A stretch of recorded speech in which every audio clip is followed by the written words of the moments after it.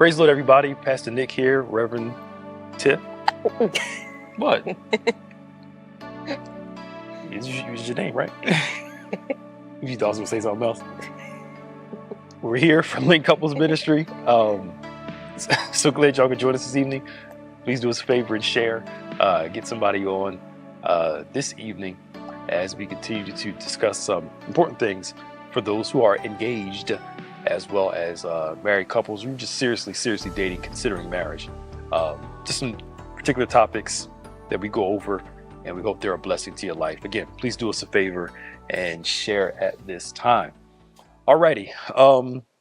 Last time we talked about vulnerability, and we want to kind of continue on that theme, and we got about 5 things we want to go over to discuss vulnerability in a marriage.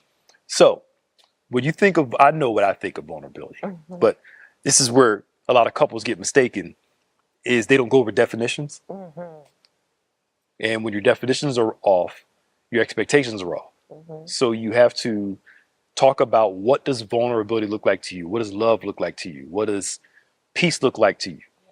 And then start to adjust to each other's view of that. But oftentimes we don't go over definitions, so then we're frustrated because I don't feel like you're loving me the way I want to be loved, or you're vulnerable with me, and you never told me what that looks like to you. I know what it looks like to me, but what does it look like to you? So in your estimation, what is vulnerability to you? This is more for y'all, I know already. For you, to you, if somebody would ask you that in a therapy session, a marriage therapy session, what does vulnerability look like? What would you say? Yeah. So first, I usually have in couple sessions, I'll have the couple on a whiteboard list out separately their definition of vulnerability, and they are usually really surprised at the other person's response, especially when it's things like they view vulnerability as an opportunity to be taken advantage of, or someone can one up on you, or it's scary, and they use these terminologies that doesn't make vulnerability seem approachable, like something that you would want to do. So I always try to teach them about reframing, and we talked about that before, like reframing the definition of vulnerability to find some common ground. So for me, I view vulnerability as opportunity for closeness, for engagement, for connection, for intimacy. And so if you see it the opposite of that, it's hard to really be vulnerable. You don't want to do it. Right. But if you see it as something that helps you bond with someone, to build communication, to build connection, to build healthy attachment, I think that it makes it something that you actually want to do. Right. Yeah, a lot of people, I'm scared to be vulnerable, which goes into a lot of, because to me what that says, because one of my views of vulnerability is safety. Yeah. I feel safe around this person. I don't necessarily have to talk to the person while I'm around the person, but just their presence alone makes me feel safe. So when we do talk, it's cool, but I don't, it's probably the man in me, but it's just, it's different. But I think of vulnerability too of, can I trust my spouse with me? Yeah. Or this friend, whoever. Can I trust this person with me and feel safe? Flaws and all, can I feel safe? Now, when it comes, here's the thing about vulnerability. Certain things will invite a reaction. Yeah. What we want is vulnerability without the person's ability to react. Because as soon as they react, I'm shutting down. But the reality is that certain things that you're vulnerable about is going to have some sort of reaction. Now, the person receiving the news on the other side of the person being open has to temper their reaction so the other person doesn't shut down. But, if you want to say something that's challenging, the person's going to have some form of what's that look about? Why you look like that? As soon as I said that, you look like this. Well, think about what you said. The person's processing, feel some type. I think we look at vulnerability, especially those who have a hard time doing it, look at vulnerability as such a bad thing that I want you to completely accept everything about me and have no reaction at all, which I think is a little insane. Yeah. Kind of talk about that. I know you've had that experience with people before. Well, to your point too, I think an environment of safety has to be created anyway, because if that's there then the space is there for you to be able to listen and to receive another person's response without defensiveness. I think the defensiveness or the shutting down is an indicator that the safety is not there. Right. You know, I don't feel safe with you. I don't like how you're responding. And we push back or we shut down or isolate and withdraw from the situation. But as a couple, if you want to be vulnerable, that you can't do that without an environment of safety. Right. So it's important to tell the person what safety looks like too. So if I need to be vulnerable with you, I need to be safe with you, then what can I do to create a space for you? So if you don't communicate that, then the other person could, I liken it to like walking on landmines, like not realize that they stepped on something or said something that crossed a boundary because you never communicated it. So don't have somebody walk into situations where you are sensitive and make, you know, and they start questioning or asking things and it's really vulnerable for you. Let them know, okay, wait a second, I need it. Let me show you what I need for safety in this moment and listen and share those things with each other to create that safety. Right. And that comes with time, working at it, patience, building to that level of conversational trust, vulnerability and trust to be able to do that.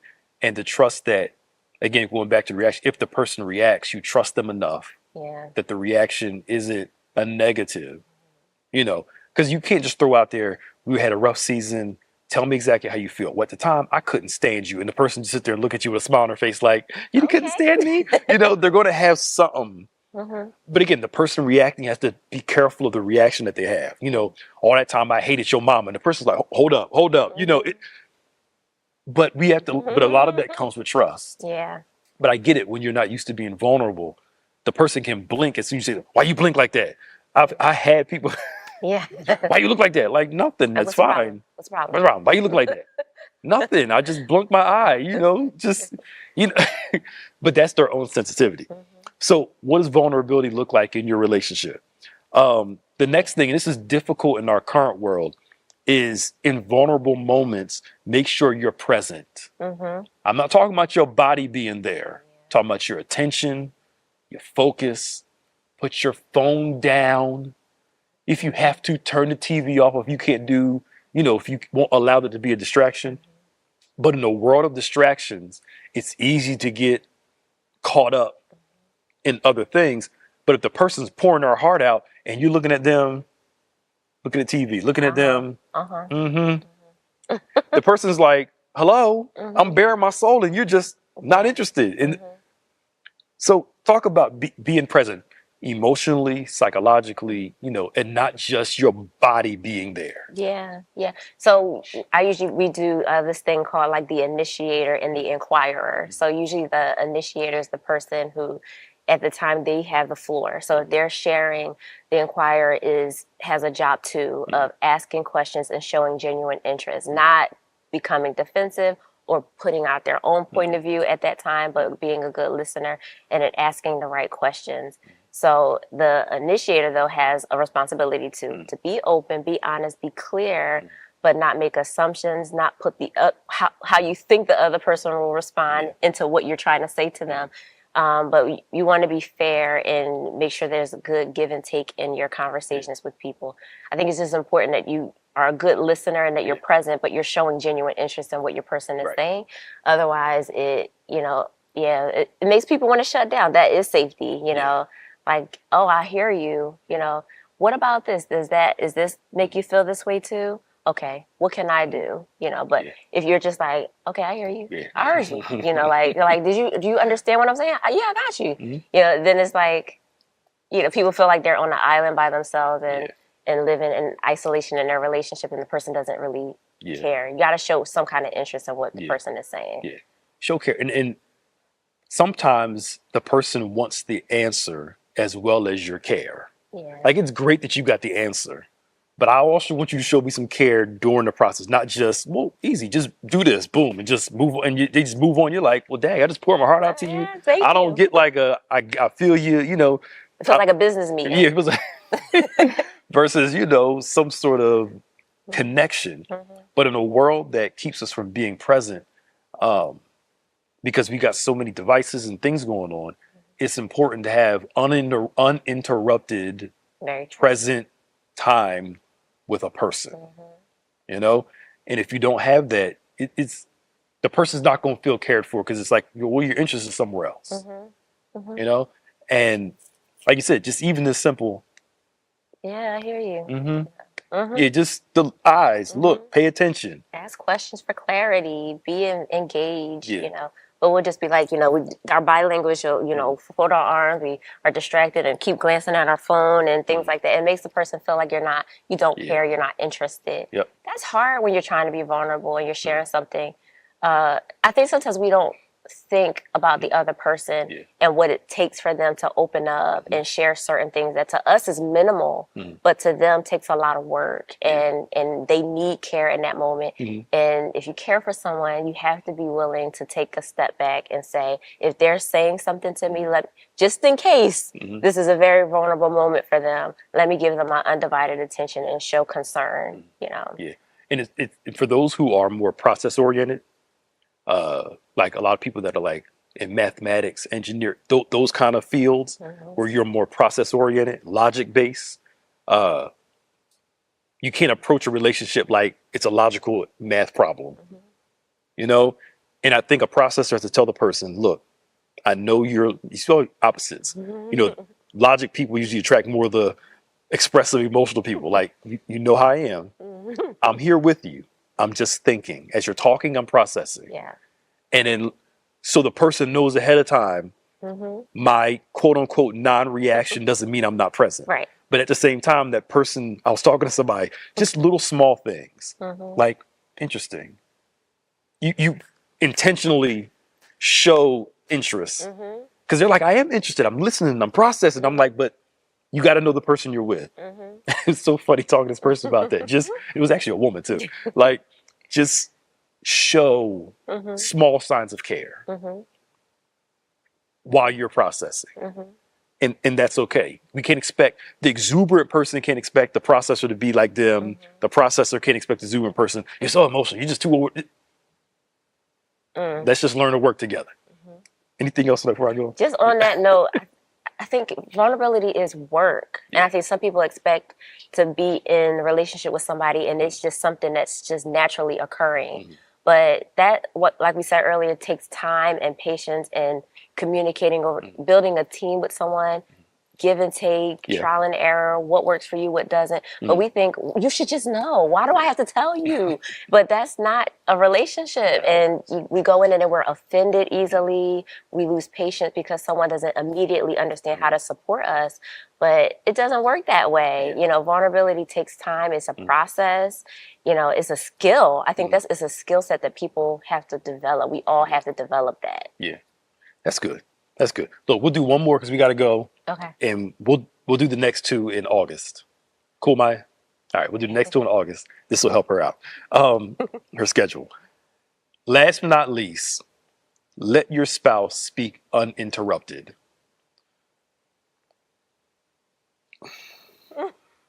This goes back to being present. The person's bearing their soul, saying all that stuff. Sometimes it's best just to be quiet and let the person talk, right? Rather than she's bearing her soul, and I look at her, I get it. Just like so, and she's in the middle of just dropping a bomb of emotion, and I redirect the attention over to me, it kind of defeats the purpose of the moment. And I think part of that learned communication with each other. Like I think you said in, earlier, where the other person just sits and listens and you let the other person talk. Learn to shut up sometimes. Let the person talk and then know when to step in. But I think sometimes we have a tendency to and with the best intentions, jump in there. And the person's like, that has nothing to do with what I was just trying to say.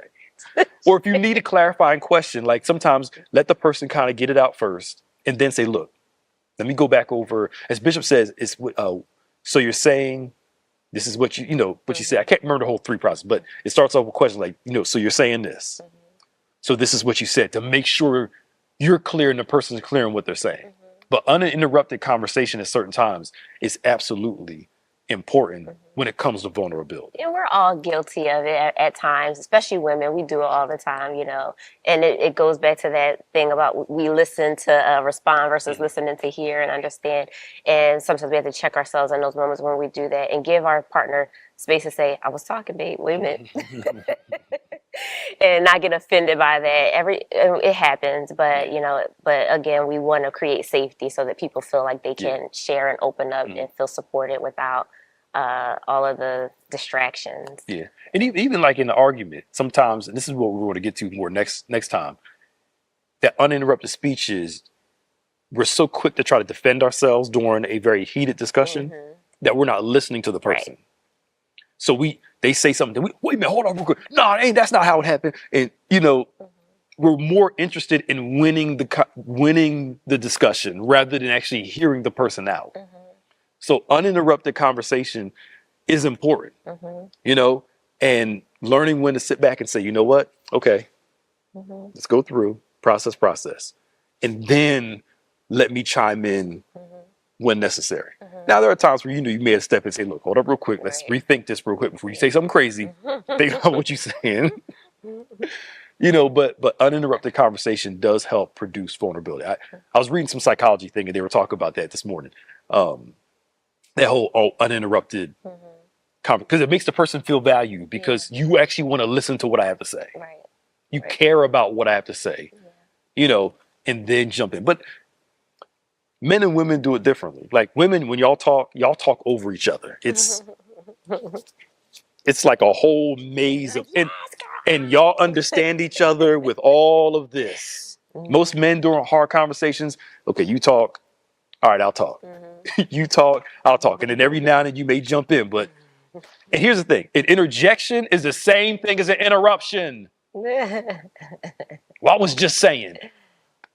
It's because usually if the other person jumps in, you interrupted me, right? But when you jump in, it's just an interjection. Well, I'm just saying, look, give the person enough respect to be able to have that conversation. And men, when we talk about sports, we talk over each other, you know. So I'm not saying that men don't do the same thing, but it's just knowing that when I talk to her, I can't talk to her like I'm talking to my boy. And vice versa. And she can't talk to me like she's talking to her female friend because it's different ways of communication. Yeah. So work on these vulnerability tips. We'll pick it up next time. We got a few more things to go over, and we hope you enjoyed this because our goal is not just to help all of us to have a marriage, but to have a successful marriage where you get better the older you get rather than worse off, where, you know, you just can't stand the person after 20, 30 years and, you know, stuff like that. That's our goal. You know, those things happen. I ain't sitting there knocking anything, but, you know, depending on the, you know, but us working on ourselves to have these marriages. One of the best things you can do is, instead of highlighting your spouse's flaws, check yourself first. Yeah. Accountability. And then move on. Anything you want to share before we go? Nope, that's it. I'll wait till next time. Okay. All right. We'll see y'all later. Don't forget to join us for Bible study tomorrow night at 7. And God bless y'all.